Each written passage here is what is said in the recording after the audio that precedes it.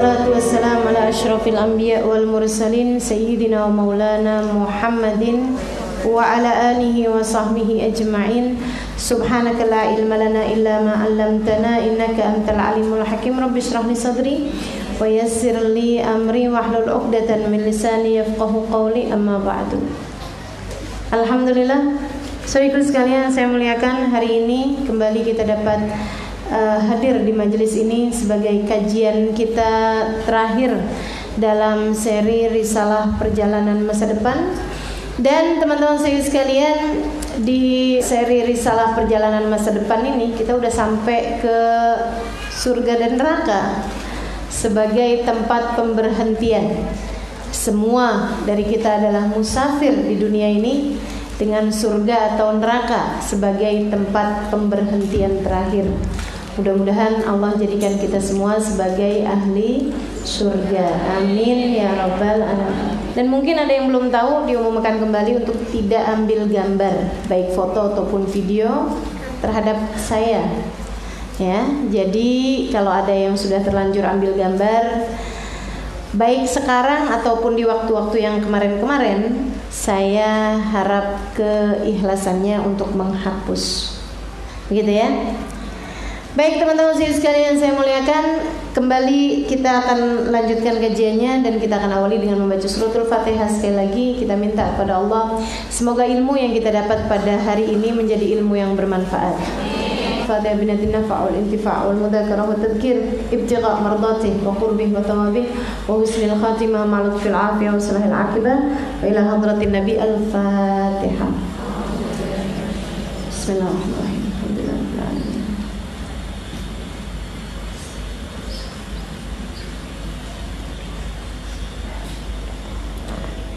Taqabbalallah minna wa minkum, taqabbal ya karim.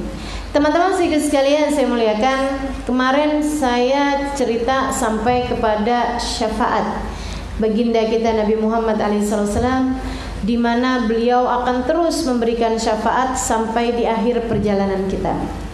Nah, akhir perjalanan itu adalah yang paling menegangkannya, yaitu ketika dibentangkannya jembatan, ketika dibentangkannya sirat, dibentangkannya jembatan, di bawahnya terdapat api neraka, di ujungnya terdapat surga.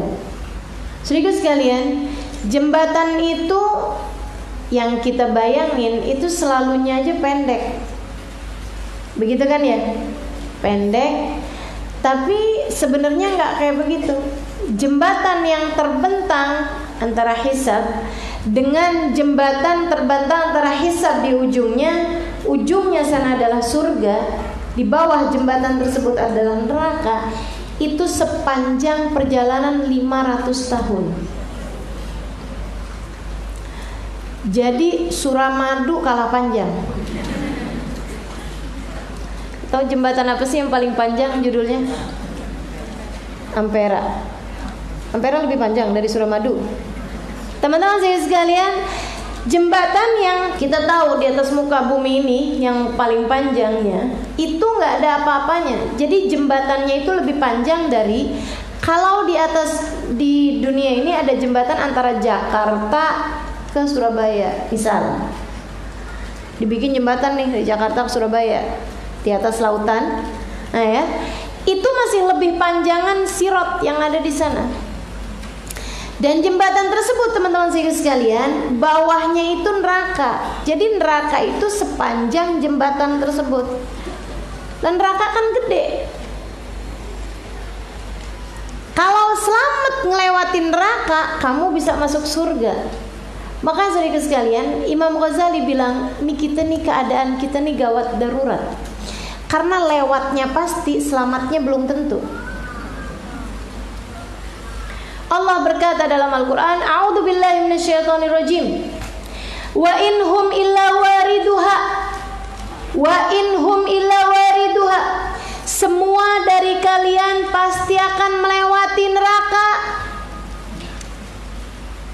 Lewatnya pasti. Kana ala rabbika hatman maqdiya. Yang kayak gitu adalah merupakan kepastian dari Allah Subhanahu wa ta'ala. Lewat neraka itu pasti adalah kepastian, ketetapan yang sudah ditetapkan oleh Allah Subhanahu wa taala.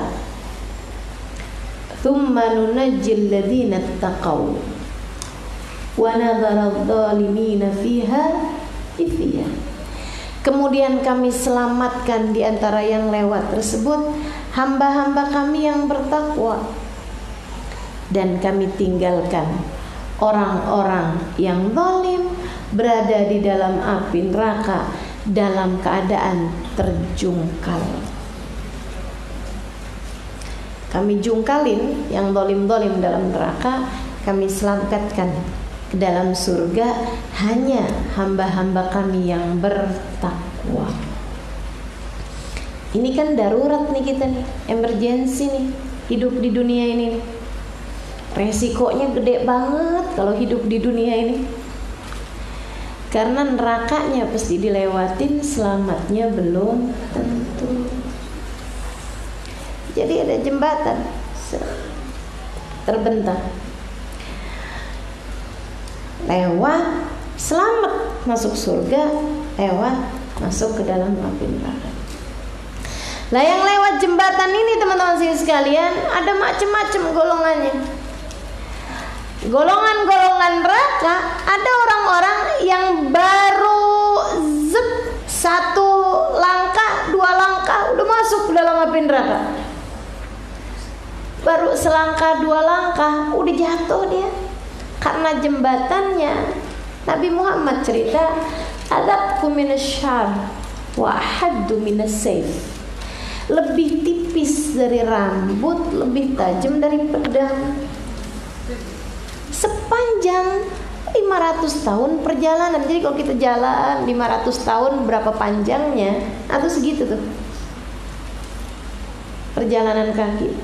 Nah ini kan selamatnya kan susah banget teman-teman sekalian. Makanya kalau lewatnya pakai badan, dah nggak mungkin selamat. Lewatnya nggak boleh pakai badan, pakai ruh.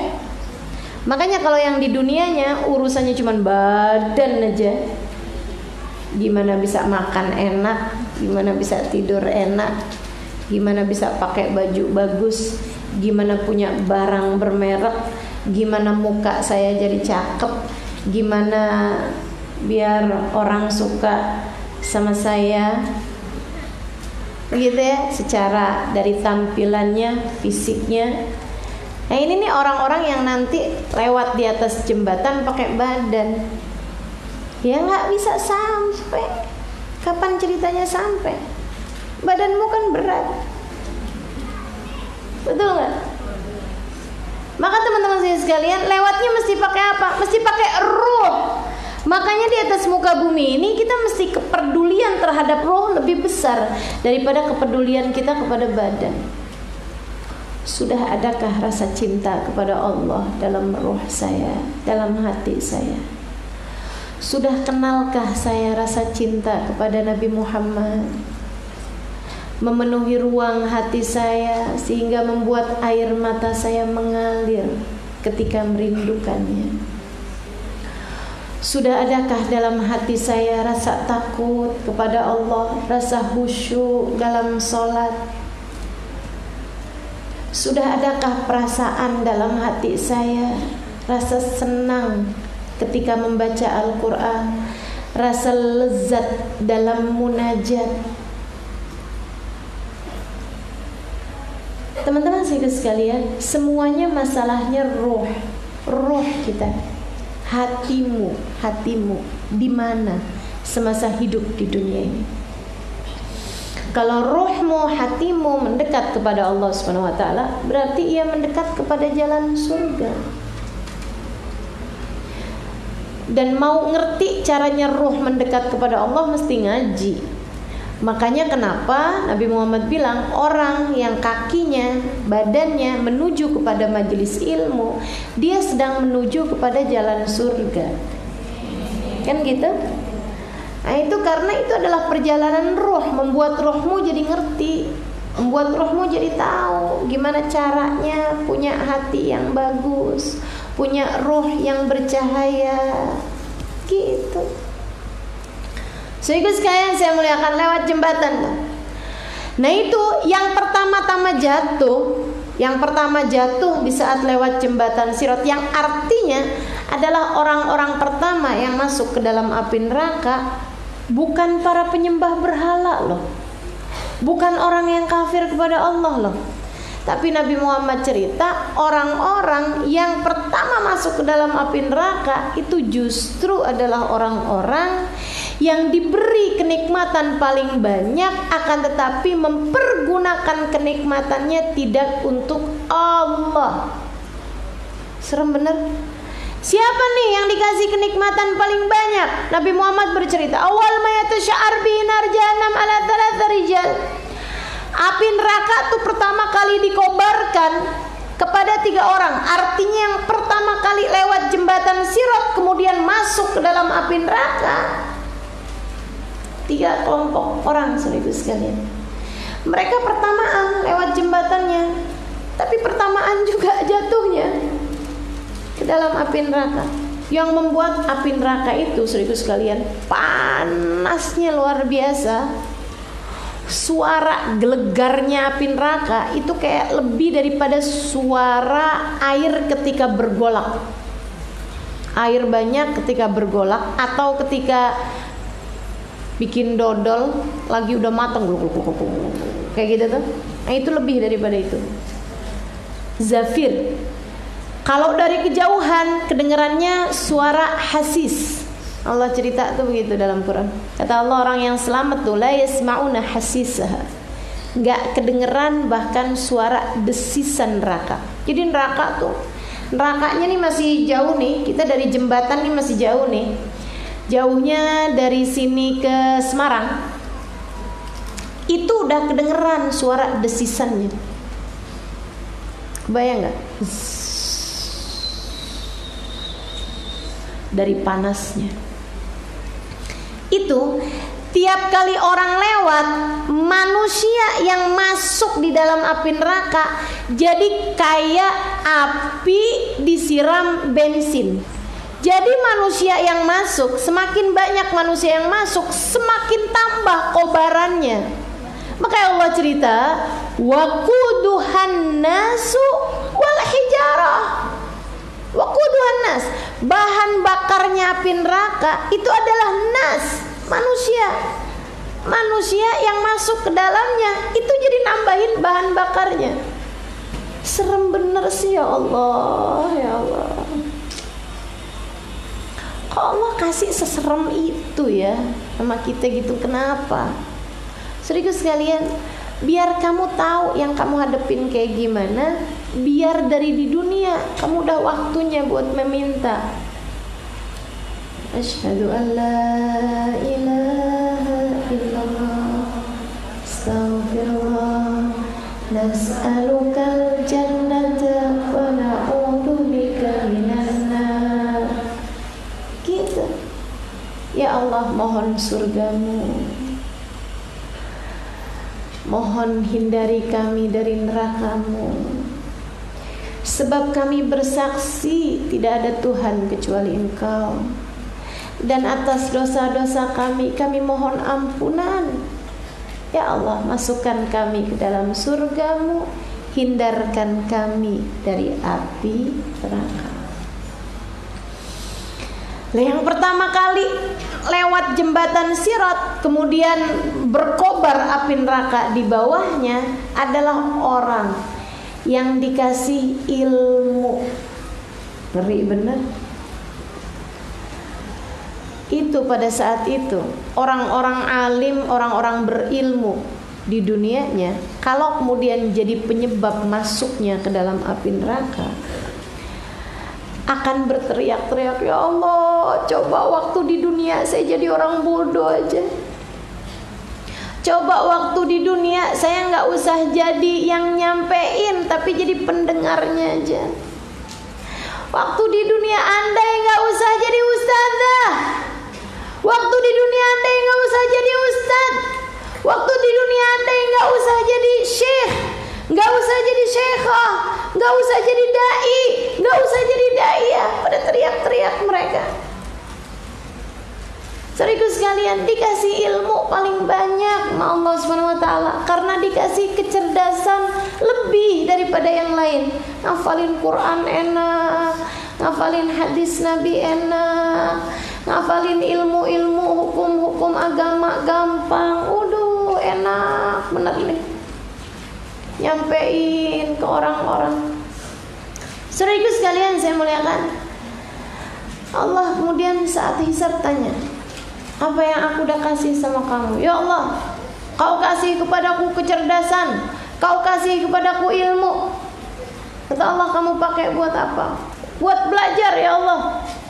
Saya pelajarin semua hukum-hukum dalam agama Islam, saya ajarkan kepada orang lain. Buat apa kata Allah? Karenamu ya Allah. Kata Allah, aku kasih kepadamu kecerdasan yang dengannya kamu belajar, berguru, berilmu. Benar. Kamu kemudian mengajarkannya kepada orang lain. Benar. Tapi kamu mengajarkannya untukku? Enggak. Kamu mengajarkannya buat orang lain biar kamu dapat jabatan, biar kamu dekat sama pejabat, biar kamu dikasih amplop, biar kamu dimuliakan sama orang, biar orang kemudian memuliakanmu, memberikan dunianya kepadamu, dan kamu kemudian pakai ilmu kamu tersebut buat nyari harta. Gak ada puas-puasnya. Dengannya kamu beda-bedain majelis, yang mana yang amplopnya gedean kamu kejar. Ada udah okein tanggal sama orang, giliran dipanggil sama pejabat, undangan yang kemarin kamu tinggalkan.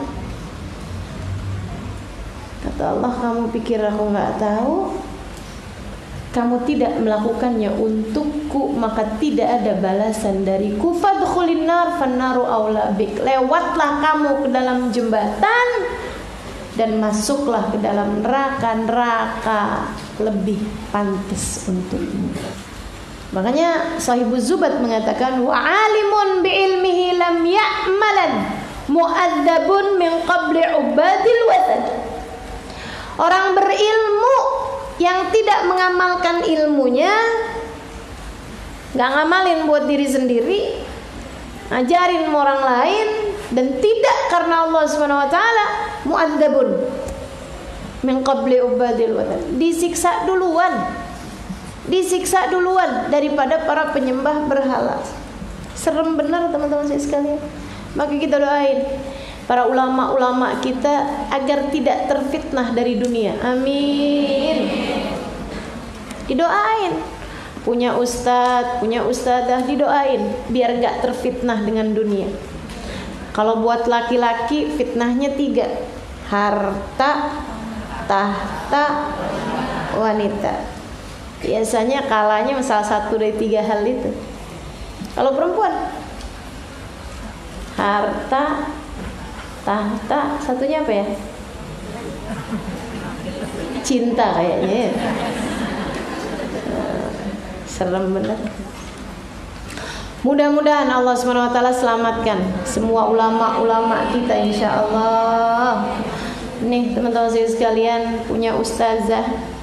Teman-teman punya ustazah enggak? Ustazah siapa? Didoain ustazahnya tuh, didoain.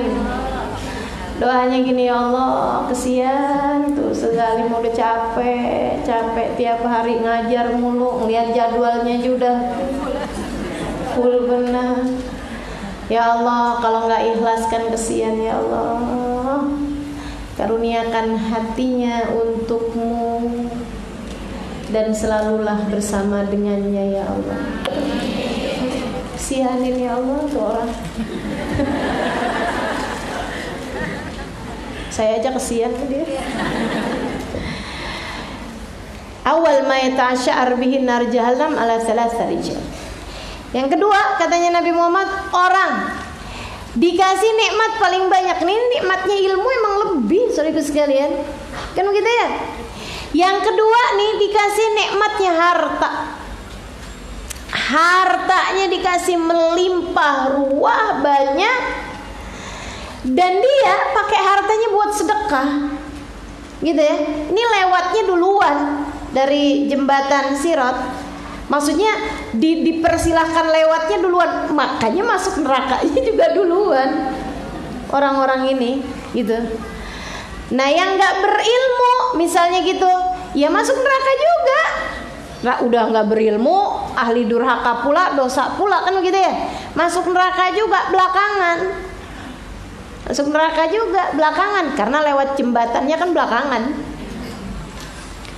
Ini yang pertama kali lewat jembatan dan pertama kali juga terjatuh di situ. Nah, ini dia nih 3 orang ini. Karena mereka dikasih nikmatnya paling banyak, teman-teman sekalian. Orang tuh kalau dikasih nikmatnya lebih, nah itu biasanya juga dipertanyakannya lebih dulu, dan disiksanya juga kan lebih dulu. Betul apa enggak? Jadi yang kedua, teman-teman sekalian, orang yang sama Allah dikasih harta paling banyak, dan dia mendermakan hartanya. Allah tanya sama dia, kamu aku kasih apa? Kata Allah, harta ya Rabb. Banyak ya Allah. Kamu pakai apa? Sedekah ya Allah, bangun masjid, bangun ini, bangun itu, kasihin orang nggak punya, semuanya nih sampein. Buat apa? Kata Allah, karenamu ya Allah.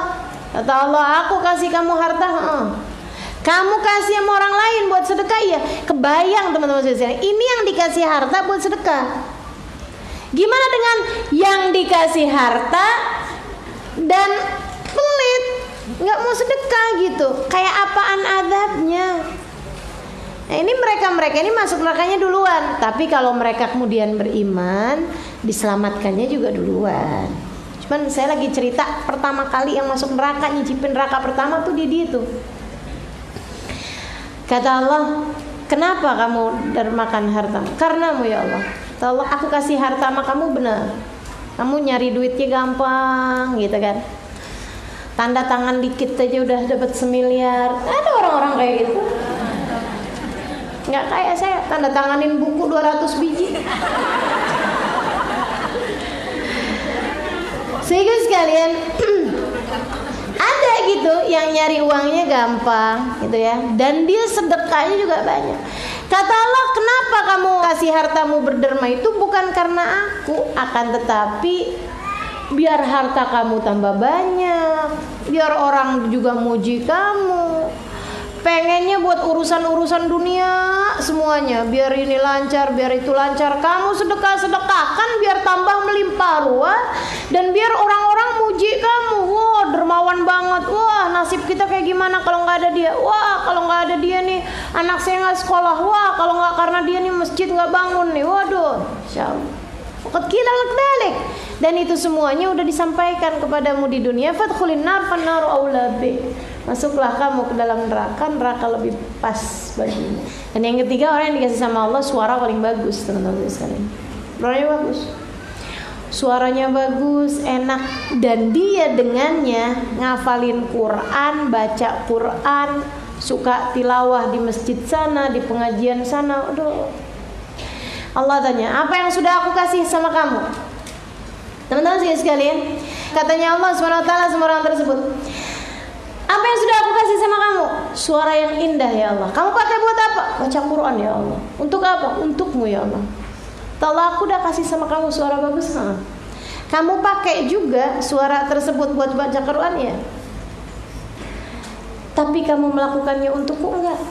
Kamu melakukannya biar orang puji-puji kamu. Orang bilang, wah kalau dengar suaranya dia merinding. Wah, dia kalau baca Quran kita kayak dibawanya ke alam lain. Waduh, enak banget. Alam apa tuh ya? Enak banget suaranya. Waqad qila lak dzalik. Sudah diucapkan kan kepada kamu di dunia. Fadkhulin nar, itu adalah balasan yang aku beri kepadamu di dunia itu ya. Fannaru aula bik. Masuklah kamu ke dalam neraka, neraka lebih pas bagimu. Serem benar teman-teman saya sekalian. Mudah-mudahan Allah selamatkan kita semua dari ketidakikhlasan dalam berbuat. Amin ya rabbal alamin. Bukan berarti nggak perlu sedekah, bukan berarti nggak perlu belajar, Bukan berarti nggak perlu baca Quran, ya. Bagus, itu justru amalan-amalan yang membuatmu dipersegerakan hisabnya. Hanya aja masalahnya jangan sampai kita tergoda sama keinginan-keinginan duniawi. Kerjakan semuanya dengan ikhlas, insya Allah. Saudaraku sekalian, saya muliakan, neraka nih lewatin. Ada yang pertama kali jatuh, ada lagi yang jalan, udah bulanan jalan, ada yang udah harian jalan, kemudian terjatuh di dalam api neraka. Ada orang-orang udah surganya kelihatan, jatuh. Kira-kira mendingan mana tuh? Jatuh di awal, jatuh di tengah, jatuh di akhir? Nggak ada yang mending ya. Saya mengerti perasaanmu. Iya, nggak ada yang mending teman-teman sekalian. Mendingan jatuh di awal, tengah, apa akhir? Udah kelihatan surganya, tambah lebih sedih lagi. Udah usaha. Nah, gimana caranya membuat selamat teman-teman sekalian? Itu lewatnya jangan pakai jalan. Lewatnya pakai apa? Nih dia nih.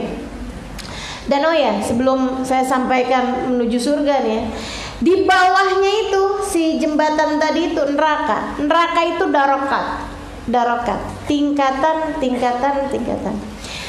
Yang paling mendingan itu ya, itu orang-orang yang ketika lewat masuk ke dalam neraka, nyampe di neraka yang paling atas. Itu yang paling mendingan.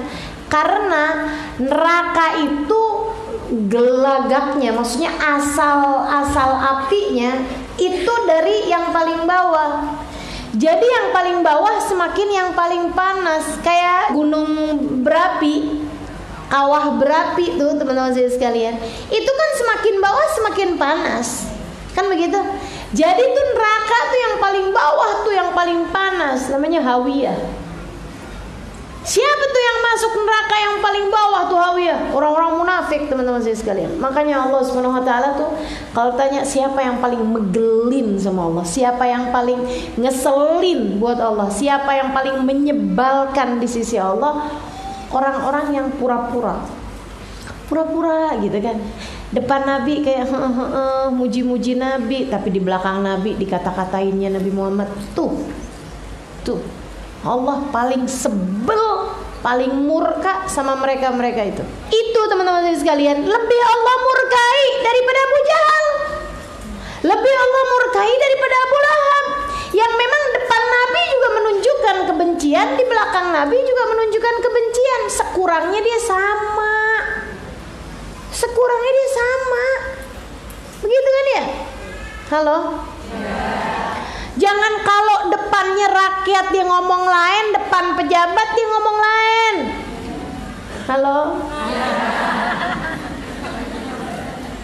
Nih teman-teman sekalian, bukan depan siapa dia beda, belakangnya dia beda gitu. Itu yang paling Allah gak suka. Kenapa kamu pura-pura?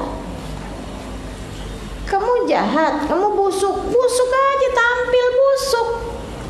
Abu Lahab tampil busuk depan Nabi, tabanlah kayak Muhammad, kan begitu ya. Di belakang Nabi juga dia ngata-ngatain Nabi gitu. Sekurangnya sama bohir batinnya. Neraka juga memang dia durhaka, kan begitu ya. Tapi nggak yang paling bawah tuh nerakanya. Neraka yang paling bawah buat orang-orang yang nunjukin depan Nabi Abdullah bin Ubay bin Salul, bangsanya tuh.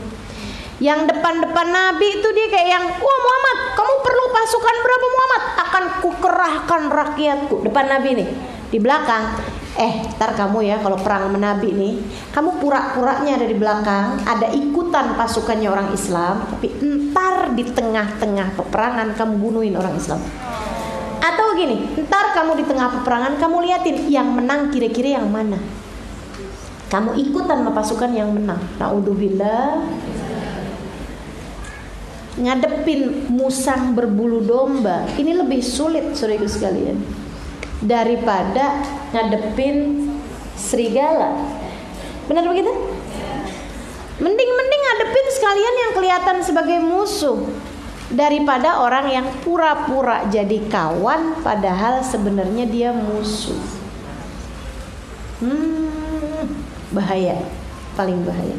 Itu makanya tempat mereka kerak neraka yang paling bawah.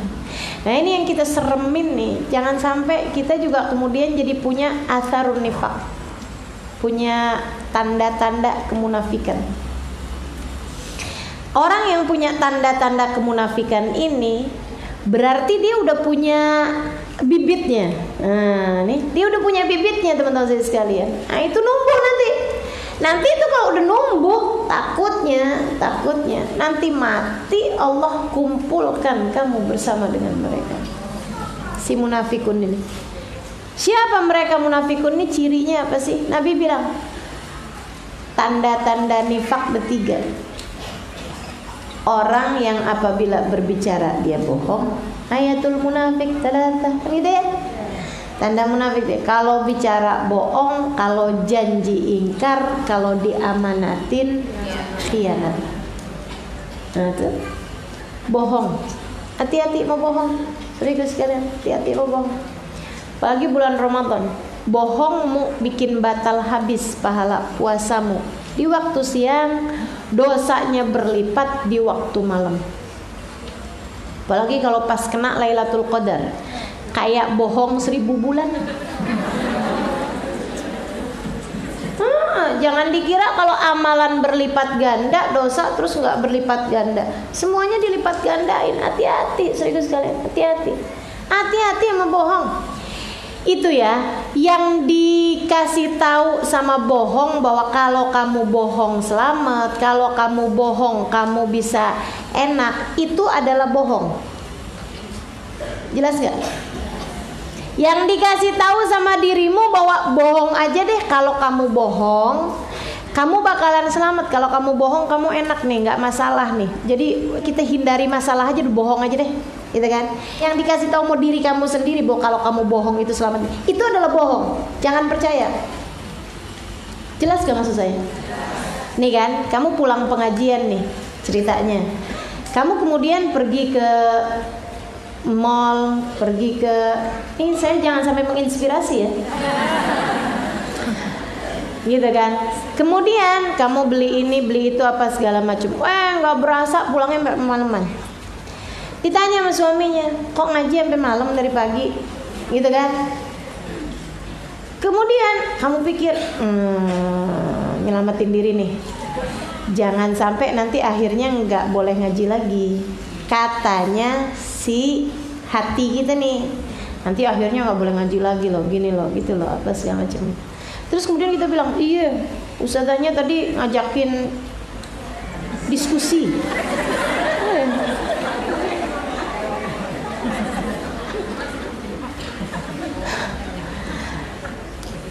Kok diskusi lama banget, ngajakin jalan-jalan? Ustazanya ngajakin jalan-jalan. Jadi aneh ya. Iya, tadi tuh saya diajakin sama ustazah buat ini pergi ziarah. Kemana aja? Ke ini, ke ini. Bohong terus tuh akhirnya. Bohong. Panjang bohongnya. Serius sekalian saya muliakan.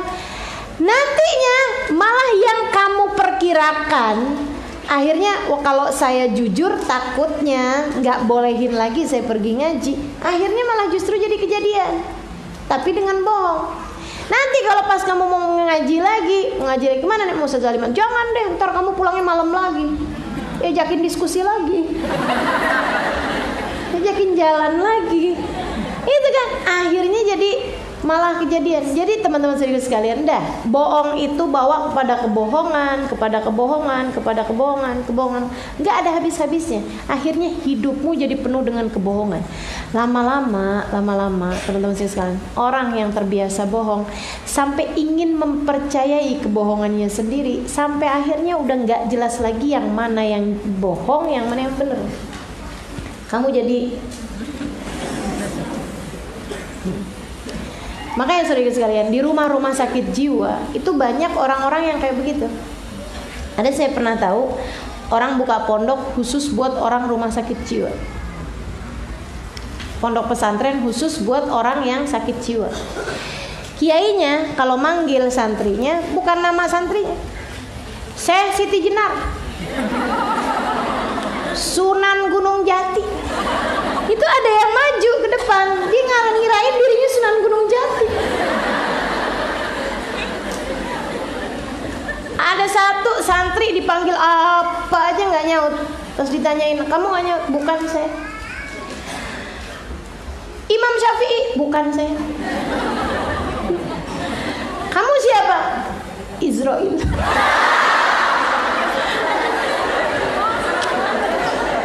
Aduh. Lucu ya teman-teman sekalian. Ada emang bahas neraka mesti kayak gini nih. Kalau nggak tegang gitu susah. Teman-teman sekalian, itu Ustazah beneran cerita? Enggak, saya ngarang. Ya. Tapi pondok pesantren khusus buat orang rumah sakit jiwa itu ada. Pondok pesantren khusus buat janda juga ada. Ya, di mana tuh Ustazah sih mau daftar gitu? Nggak usah ya. Jadi teman-teman saya sekalian, apa tadi saya sampaikan, bahwa tanda orang munafik yang kemudian masuk neraka paling bawah tuh kalau ngomong bohong, kalau janji ingkar, kalau diamanatin ya. Dah teman-teman saya sekalian, kalau kita diamanatin sesuatu yang kita tahu kita nggak bakalan bisa jalanin, mending bilang aja maaf, kan gitu, maaf. Bahkan sekedar nih orang kirim salam, tuh repot tuh. Kalau kemudian kita takut nggak bisa jalanin amanatnya, jangan diiyain. Insya Allah kalau nggak lupa gitu kan, atau maaf deh gitu. Saya pernah dengar Hubabah Bahiyah, ada orang bilang, Hubabah nanti di Mekah di Madinah doain saya ya. Hubabah ya, emang Hubabah Bahiyah, nggak pernah basa-basi, nggak pernah ada nggak enakan gitu kan. Bapak ketika dibilang kayak begitu, saya baru denger juga itu ada orang ngomong kayak begitu. Bapak bilang, Bapak doain saya ya nanti di sana, nama saya Fulan bin Fulan gitu, karena dia tahu Bapak yang nggak tahu namanya, disebutin namanya. Bapak ya bilang kayak gini, ana bansak, kata Bapak kayak gitu, saya bakalan lupa sama kamu. Terus terang banget. Emang nyakitin yang denger, tapi jadi nggak janji gitu loh. Waktu kemudian saya tanya, Bapak kenapa sih jawabnya kayak gitu, orang yang denger kan mungkin sakit hati. Lah bahasa Halimah, dibilang saya bakalan lupa emang Halimah. Kamu minta saya buat ingetin nama semua orang, saya bakalan lupa. Jadi teman-teman saya sekalian, ini saya dalam rangka curhat ini ya, mohon maaf. Jangan minta saya untuk ingetin semua nama orang. Ustazah inget gak sama saya? Aduh, itu pertanyaan jebakan. Mohon maaf, susah tuh saya. Udah gak usah gitu. Yang penting ya, kan saya doain nih ya Allah, semua yang pernah hadir di majelis saya itu udah masuk. Insya Allah saya tahu bagaimana saya harus mendoakanmu gitu. Dan gak usah minta saya buat ngingetin nama orang satu-satu gitu. Itu teman-teman saya sekalian, kalau ngomong bohong, kalau janji ingkar, kalau diberi amanat dia khianat. Nah itu orang yang akan berada di kerak neraka yang paling bawah.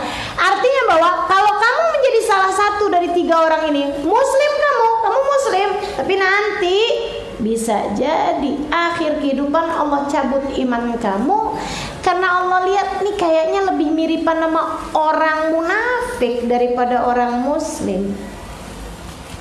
Lebih miripan munafik kamu daripada orang muslim. Lebih miripan nama Abdullah bin Ubay bin Salul kamu nih daripada orang muslim. Dah cabut aja imannya.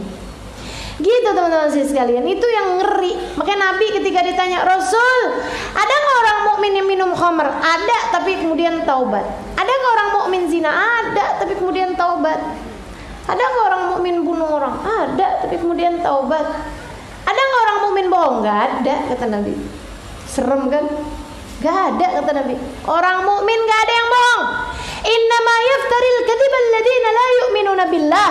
Allah bilang yang suka bikin kabar-kabar yang nggak benar itu adalah orang yang nggak beriman kepada Allah.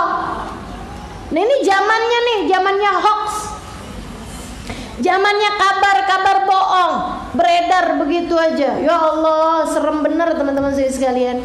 Jadi teman-teman saya sekalian, saya muliakan, kembali kepada api neraka. Nah, itu neraka itu darokat. Jadi yang paling bawah yang paling gak enak, paling bawah yang paling gak enak, sana enak. Tapi neraka mah semuanya gak enak. Semuanya nggak enak teman-teman sekalian. Baca cerita tentang neraka di surat Al-Waqiah, ya Allah, ngerinya. Makanannya kata Allah dari pohon berduri yang begitu dimakan pretel semuanya. Waduh. Minumannya dari timah mendidih.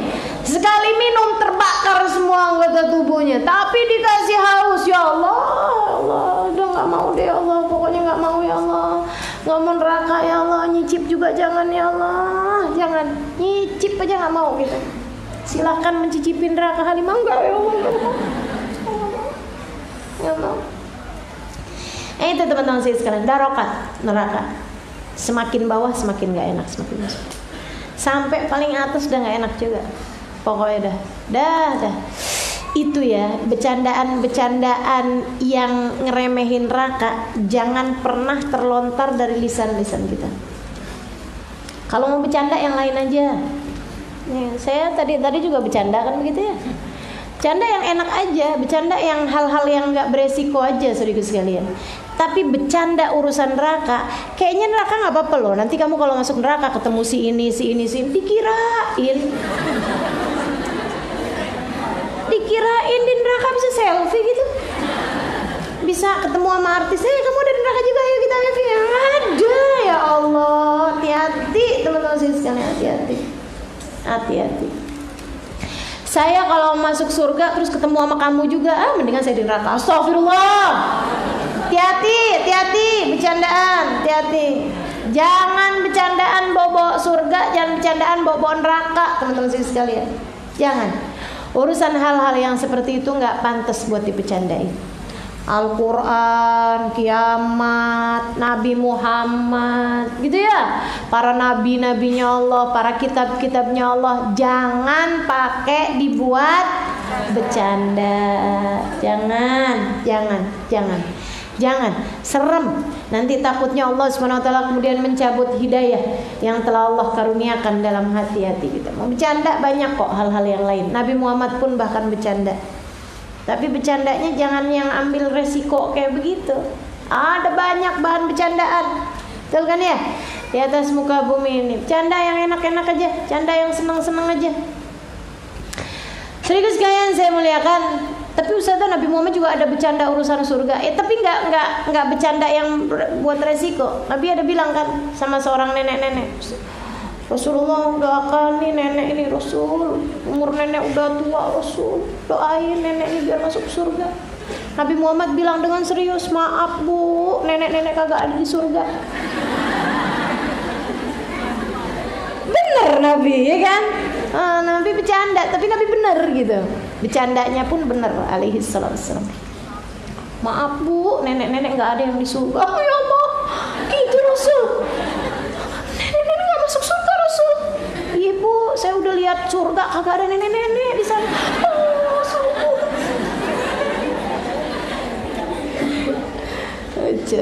Sahabat yang dengernya udah pada pengen ketawa aja gitu.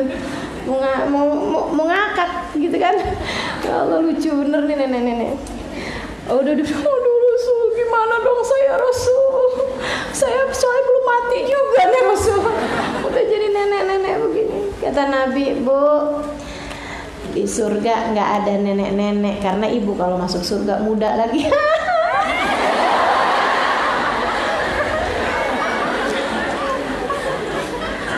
Kulit ibu yang sekarang udah keriput jadi mulus lagi. Ibu jadi cantik lagi. Gitu ya Nabi alaihi salam. Canda. Ada orang, bercandaan ya. Udah deh. Oh ya, lanjut aja ya, nggak apa ya. Ada orang nih pamitan menabi, Rasul doakan saya, kami besok mau mengadakan perjalanan dagang. Doakan, didoain sama Nabi. Mudah-mudahan dagangannya lancar begini gitu. Kamu besok mau naik anaknya unta? Kata Nabi gitu. Enggak Rasul. Terus naik apa kata Nabi? Naik unta Rasul. Nah emang unta anaknya kuda? Canda ya. Naik anaknya unta, ya kan anak unta gitu kan. Biarpun unta juga tetap anaknya unta, betul gak? Masa unta anaknya kuda? Alaihi salatu wassalam.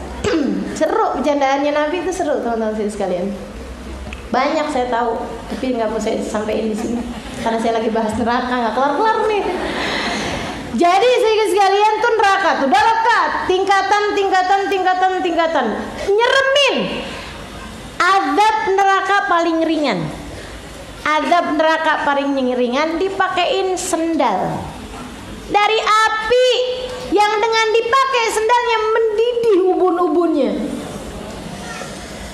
Aduh ya Allah, nggak mau nyobain, nggak mau nyicipin, nggak mau. Kita pengennya jadi orang-orang yang selamat semuanya, ya Allah. Udah deh, lewatnya aja jangan lama-lama. Karena saya sekalian, ada orang-orang yang ketika lewat di atas jembatan, ini nerakanya jauh loh, nerakanya jauh, jembatannya di atas ya. Jadi kalau kita lewat aja sih sebenarnya nggak ngerasain panasnya gitu ya. Apalagi kalau lewatnya cepet kan nggak sempet ngerasain kan. Jadi sekalian saya muliakan, ini neraka nih di bawahnya nih, jauh nih. Tapi ada orang-orang yang ketika dia lagi lewat jembatan nih, lagi jalan-jalan kayak gitu, nerakanya udah nandain dan nerakanya udah kangen. Jadi dia kemudian saat lewat jembatan itu, belalainya neraka nyamber dia. Jadi bukan dianya yang terjun menuju neraka, nerakanya yang nyambut menuju dia. Disambut sama surga sih enak, disambut neraka. Innalillahi wa inna ilaihi rajiun. Serem bener orang-orang yang dirindukan neraka. Na'udzubillah min dzalik. Na'udzubillah min dzalik. Mudah-mudahan Allah selamatin kita semua insyaallah. Sehingga sekalian saya muliakan. Nah, yang selamat ini ada 5 kelompok cara, 5 cara lewatin jembatan. 5 bukan 5 cara di dunianya, bukan, tapi 5 cara orang lewat jembatannya. Yang pertama teman-teman sekalian, orang-orang tercepat dan yang paling pertama juga lewat jembatannya. Siapa mereka? Bukan siapa mereka? Ya tentu aja nabi-nabinya Allah Subhanahu wa taala, para kekasih-kasihnya Allah Subhanahu wa taala. Mereka lewatnya itu secepat kilat, sekejapan mata teman-teman sekalian. Udah sampai. Itu pemilik cahaya paling terang. Pemilik cahaya paling terang. Siapa mereka? Bagindamu Nabi Muhammad SAW. Allah cerita tentang mereka dalam Al-Quran. Kata Allah gini, Yauma la yuhzillahun nabi. Nanti di hari akhirat Allah gak akan pernah kecewakan Nabi Muhammad. Walladzina amanu ma'ahu. Dan orang-orang yang beriman bersama Nabi Muhammad. Yang mirip-mirip Nabi nih barengan Nabi, belakangnya Nabi. Nuruhum yas'a baina aydihim wa an aymanihim. Cahaya melingkupi mereka dari sisi depan dan kanan mereka. Oh, terang-terang cahayanya. Andai kita menjadi salah seorang di antara mereka. Amin. Cepat kilat teman-teman, nyampe dah surga. Kata Allah cerita dalam ayat yang lain, la yasma'una hasisa wa hum fi mashtahat anfusuhum khalidun.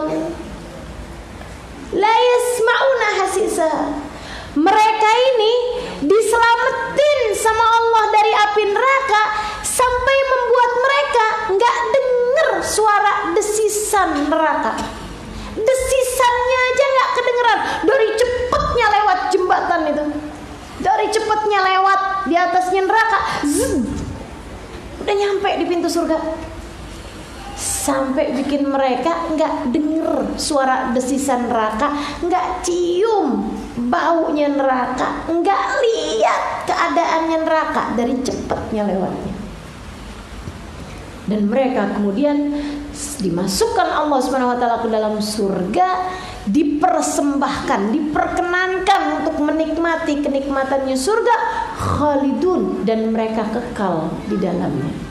Masya Allah. Andai kita menjadi salah seorang di antara Allah tuh ya, kalau cerita tentang surga, tentang neraka dalam Al-Quran, teman-teman kalau ngerti, ya Allah, takadu tamayyazu minal ghaib kullama ulqiya fiha fawjun sa'alahum khazanatuha alam ya'tikum nadhir. Itu neraka kan apinya satu, tapi takadu tamayyazu minal ghaib, dari marahnya neraka, dari penuh dengan kebenciannya neraka terhadap para penghuninya, sampai mereka terpental-pental apinya, kata Allah. Takadu tamayyaz minal ghaib, si neraka itu berpental-pental apinya dari kemarahan terhadap penghuni-penghuninya. Kullama ulqiya fiha fawzun, tiap kali datang di rombongan masuk ke dalam api neraka, mereka bilang, ente nggak pada denger adanya nabi? Udah datang kan nabinya, kenapa ente nggak beriman? Sini rasain, gitu. Ngeri banget nggak sih? Tiap kali datang rombongan ente nggak ngaji, digituin. Kamu nggak hadir majelis dulu waktu di dunia? Kamu nggak dengar peringatan dari khutbah Jumat? Kamu nggak dengar? Ya Allah, ya Allah. Gak kepengen kita masuk neraka, teman-teman sekalian. Mudah-mudahan Allah selamatin kita semua. Yang selamat tuh yang nomor 1, yang lewat jembatan secepat kilat, sekejapan mata, nyampe dah. Siapa mereka? Nabi Muhammad. Siapa mereka? Sayyidina Abu Bakar Siddiq. Siapa mereka? Para sahabat-sahabat Nabi. Siapa mereka? Para alun Nabi, keluarga Nabi yang suci-suci, para sahabat Nabi yang suci-suci. Siapa mereka? Para ulama-ulama. Siapa mereka? Teman-teman sekalian, ada keterangan dari Sayyidil Habib Umar bin Hafid mengatakan, paling cepat, ukuran cepatmu lewat jembatan seukuran cepatmu menghindar bisikan buruk yang datang dalam hatimu. Kalau ada bisikan ngajakin kamu kepada kemaksiatan, kepada dosa, seberapa cepatmu kamu menghindar darinya, nah itu akan jadi kecepatanmu ketika lewat jembatan. Begitu ada ajakan dosa, ajakan maksiat, langsung cepet banget, no thanks, ditoleh aja enggak, didengerin aja enggak, nah tuh paling cepet tuh lewat jembatan.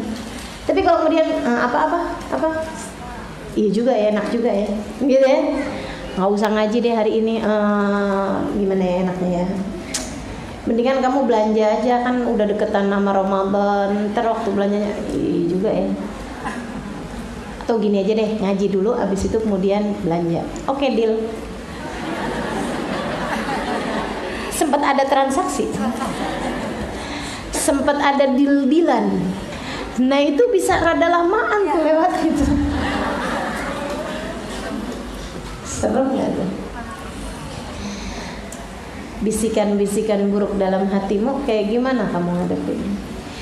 Sehingga sekalian, nah kalau surga darajat, ya. Itu yang pertama, yang lewatin secepat kilat. Kemudian yang ngelewatinnya seperti angin berhembus. Cepet teman-teman sekalian. Kayak angin kalau berhembus. Jadi itu juga cepet juga. Tapi ya lumayan, masih ada jeda waktu dibandingkan dengan yang melewatinya secepat. Di bawah itu, maksud saya di bawah itu, lebih lama dari itu, kayak orang naik kuda yang cepat, orang naik mobil cepat gitu.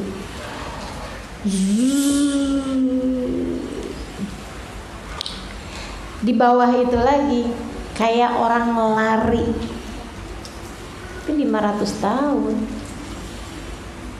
Lari kayak gimana kan juga butuh waktu. Nah di bawah itu orang yang jalan cepat. Habis itu orang yang jalan sedengan. Habis itu yang jalan-jalan nih, yang lewatnya jalan. Nah itu dia yang berkemungkinan untuk jatuh ke dalam mobil. Makanya jangan milih jalan, ya. Milihnya ya itu tadi, lari atau kayak mobil yang cepat, kayak kuda yang cepat, atau kayak angin berhembus, atau kalau bisa yang secepat kilat. Mesti cepet-cepet kita nih, pokoknya hidup dunia nih udah nggak sempetnya kita mau maksiat, nggak sempet teman-teman sekalian, karena perlu lewat yang cepet nanti di atas jembatan itu ya. Udah tiap kali mau maksiat, mau dosa, nggak keburu gituin aja, nggak keburu si cepet gitu. Jadi teman-teman sekalian, sampai masuk surga. Nah di surga itu seperti yang tadi saya sampaikan, derajat yang paling enak, yang paling atas. Nah di masing-masing surga yang derajat-derajat itu ada banyak pintu-pintunya gitu. Jadi masuk surga nih, surga tingkatan pertama, nanti ada lagi surga tingkatan kedua, ada surga level 3, level 4, 5, level 6, 7. Paling atas Firdaus yang paling tinggi ini teman-teman sekalian. Surga Firdaus tuh surga yang paling tinggi. Nah di surga itu sendiri, di dalam-dalamnya itu ada pintu-pintunya. Yang pintu-pintunya tergantung dari amal soleh yang kita buat waktu di dunia. Makanya katanya Nabi Muhammad, kalian masuk surga dengan rahmatnya Allah, tapi ngebaginya sesuai dengan perbuatan kalian. Jangan sampai kita udah masuk surga dengan rahmatnya Allah, tapi gak punya amal yang bisa diandalkan, sehingga gak ada pintu surga yang kebuka. Ngemper dong.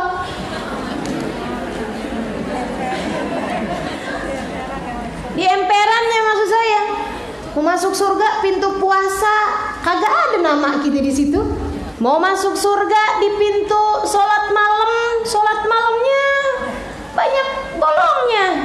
Mau masuk surga di pintu bakti sama orang tua kagak ada nama kita di situ, karena kita biasa-biasa aja sama orang tua kita. Durhaka sih kagak, tapi bakti banget juga enggak, gitu kan? Mau masuk surga dari pintu sedekahnya hitung-hitungan banget. Mau masuk surga dari pintu zikrullah banyak lupanya malah. Mau masuk surga dari pintu ilmu, enggak juga nih saya. Mau masuk surga dari pintu berbuat baik sama orang lain, pintu sabar, pintu kagak ada. Gimana nih ngemper di surga? Ya surga sih enak juga biar kata ngemper. Tapi masa ya Allah, teman-teman sekalian, mudah-mudahan dah gitu ya. Ada gitu amal ibadah apa gitu yang bisa bikin kita bisa kita andalin gitu. Apa dari Quran gitu kan ya? Apa dari sabar gitu? Apa dari hormat mas suami? Oh, seneng tuh yang hormat mas suami tuh. Kata Nabi Muhammad, boleh masuk pintu surga manapun yang dia mau. Kita mesti carinya yang kayak gitu tuh modelnya kayaknya ya. Ya Allah, daripada mesti ada satu yang diandelin, yang kira-kira kita mau masuk pintu surga mana aja kita bisa gitu. Nah itu mana itu? Amalannya apa tuh? Tuh Nabi Muhammad ngasih tuh. Ayo mamratin salat fardhaha, shamat syahraha, wa atta'at zaujaha faltadkhulil jannah min ayyi babin sya'at. Kalau ada seorang perempuan sholatnya rapi, puasanya benar di bulan Ramadan, sholat fardunya bagus, dan dia nambah amal ibadah berupa dia baik sama suaminya, benar sama suaminya, nah, dia boleh masuk surga dari pintu manapun yang dia mau. Pintu surga mana aja bakalan kebuka kalau dia buka pintu surga, kebuka surga, kebuka. Seneng kan ya? Seneng nih yang bagian ini. Makanya udah deh, kalau lagi suami nyebelin nggak apa-apa, sabar. Yang penting bisa masuk surga di pintu mana. Emang surga emang nggak gampang gitu. Jadi kalau lagi ngadepin suami susah nih, kita nih lagi ngadepin suami, kayaknya lagi menguji kesabaran kita sambil ngingetin hati, surga memang nggak gampang. Nggak gampang surga, tapi dibandingin sama surganya, wah bisa saya jalanin, bisa. Jadi suami marah-marah kita senyum aja, ngebayangin surga, kan gitu ya. Asik nih, bisa dapat surga dari pintu manapun. Nanti di akhirat saya mau nyari surga yang ada Sayyidah Fatimahnya, gitu kan? Buka pintu surga, ada Sayyidah Fatimah nggak di sini? Oh nggak ada, gitu lagi cari lagi gitu. Amin. Jadi yang sabar, emang hidup mah isinya sabar, teman-teman saya sekalian. Gak ada lagi kecuali sabar isinya. Sholat perlu sabar, biar nggak buru-buru. Puasa perlu sabar, biar jangan buka sebelum waktunya. Ninggalin dosa perlu sabar, ngadepin suami perlu sabar, ngadepin orang tua perlu sabar, ngadepin anak perlu sabar, mau hadir majelis perlu sabar, mau apa aja perlu sabar. Nutup aurat perlu sabar. Kalau nggak sabar, Allah timbangan belanja tukang sayur doang nggak apa-apa dah, nggak pakai kerudungan kan gitu. Ada tuh yang kayak gitu. Ada, kelihatan kok orangnya.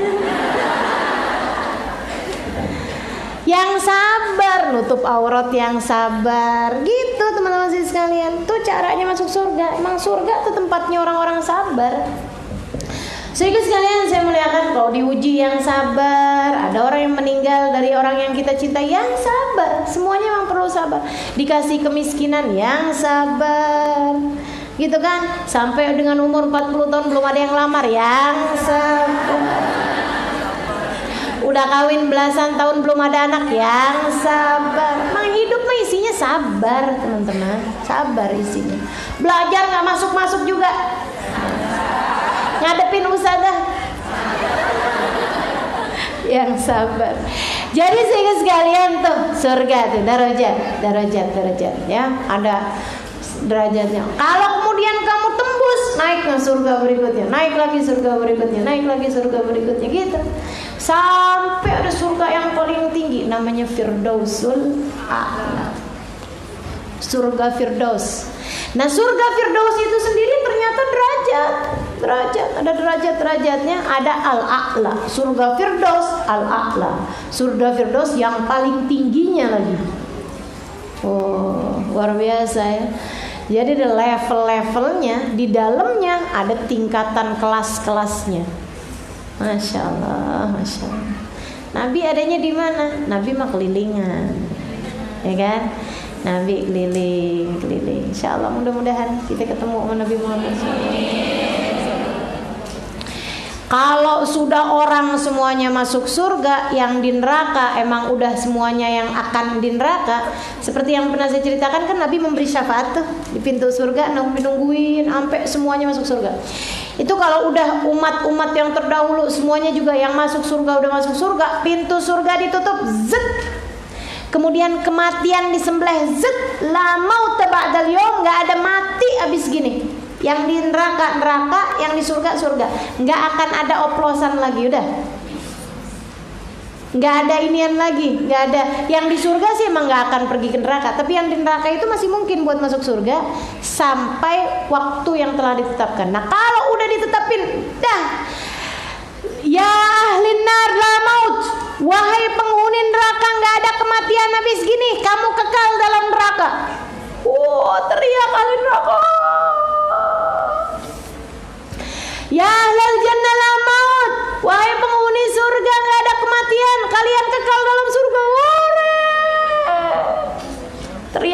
dari senangnya. Nggak tahu saya hore apa gitu.